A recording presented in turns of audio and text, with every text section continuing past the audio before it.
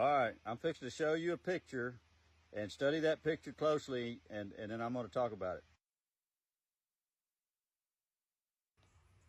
All right, so that picture I just showed you is a screenshot, a still picture of the video I'm sure everybody's seen. I want y'all to watch that video another time or two after I tell you this on this video.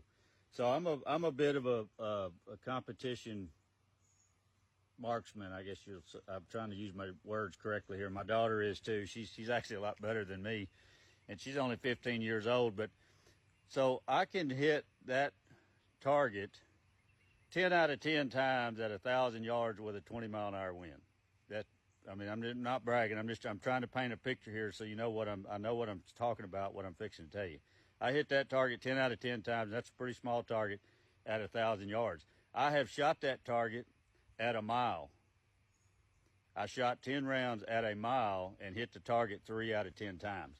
So it's one of my biggest accomplishments shooting, and we had a pretty good wind, and it was a 1 o'clock wind. For anybody that shoots knows what I'm talking about. It was a tough wind. It kept switching kind of left and right. But I was real proud of that. It was one of my best days ever.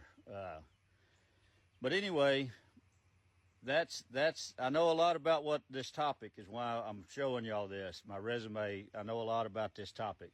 So if you watch the video of the steel shot I showed you earlier, that guy on the roof, both of them, are in their scopes. They're looking at the target. The target is on the other roof. You know what I'm talking about. They were looking at that target for a minute or two.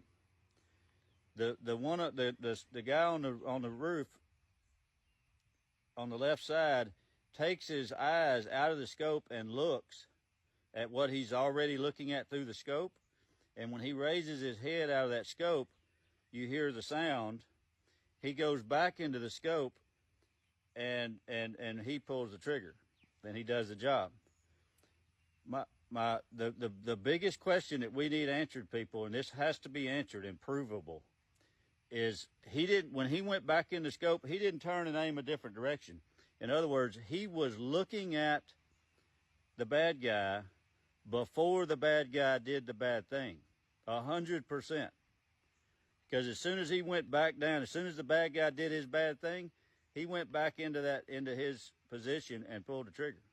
He didn't move.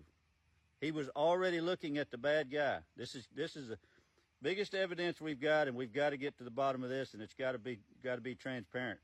Why was he looking at that guy for so long without doing his job?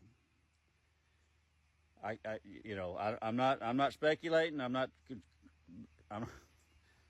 saying I know why. I'm saying we have to know why, because that is 100% the question that has to be answered.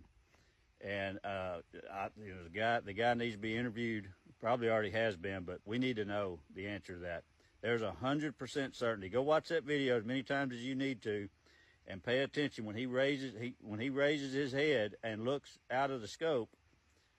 You hear the sound. He goes back in the scope and he pulls the trigger. He didn't move. He was on the bad guy before the bad guy did the bad thing. Y'all go check that out and let me know in the comments.